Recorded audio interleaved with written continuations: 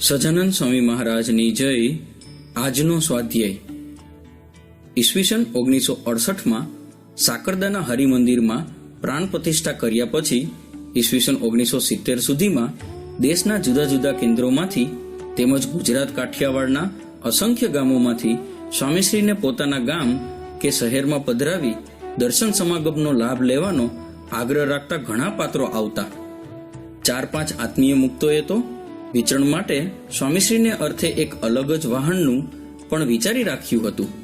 પરંતુ સ્વામીશ્રી હંમેશા એક જ વાત કરતા કે જ્યાં સુધી ગુરુહરિ યોગી બાપા ધરતી પર બિરાજમાન હોય ત્યાં સુધી મારાથી કોઈ અલગ વાહન રખાય નહીં કે ક્યાંય સ્વતંત્ર વિચરણ માટે જવાય જ નહીં. આમ કહેનાર સ્વામીશ્રીએ યોગી બાપાના સ્વધામગમન પછી પણ કેટલાક સમય સુધી સારધાર આ નિયમને પાડ્યો જ હતો. યોગી બાપા વિચરતા હતા ત્યાં સુધી સ્વતંત્ર વાહન માટે કે સ્વતંત્ર વિચરણ માટે કોઈને અનુમતિ ક્યારેય નથી આપી.